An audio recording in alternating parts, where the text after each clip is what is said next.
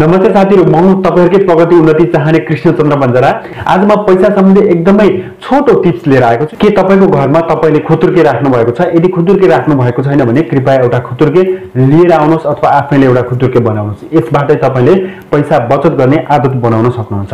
तपाईले त्यसको लागि के गर्नुहोस् भने हरेक दिन त्यो खुतुर्केमा पैसा राख्ने दृढ संकल्प गर्नुहोस् र हरेक दिन आफूसँग रहेको 1 सुका 1 रुपैयाँ जति पैसा हुन्छ त्यसलाई बचत गर्ने गर्नुहोस्। त्यो खुतुर्केमा हाल्ने गर्नुहोस् र तपाई कुनै पनि सामान बजारमा खरिद गर्नुभयो र खरिद गर्दाखेरि तपाईले बार्गेनिङ गरेर जुन पैसा बचाउनुहुन्छ त्यसलाई पनि तपाईले त्यो खुतुर्केमा हाल्ने गर्नुहोस्।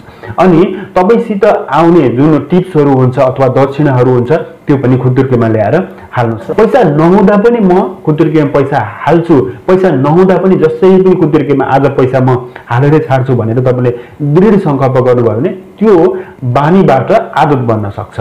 र त्यसरी तपाईले पैसा यसरी नियमित रूपमा राख्न थालेपछि तपाईले कतै न कतैबाट पैसा लिएर आउनुहुन्छ।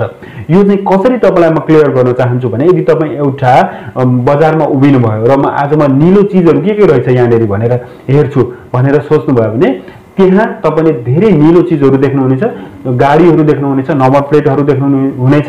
त्यो चीज तपाईले हिजो देख्नु भएको थिएन, त्यो चीज आज देख्नुहुन्छ किनभने तपाई एउटा कलरमा फोकस हुनुभयो। तपाई एउटा चीजमा फोकस हुनुभयो भने तपाईको माइन्डले तपाईले नदेखेका चीजहरु पनि देख्न थाल्छ र तपाईसँग पैसा नभए पनि तपाईले कहाँबाट लिएर आउने त भनेर आइडिया तपाईको माइन्डमा फुराउन सक्नुहुन्छ।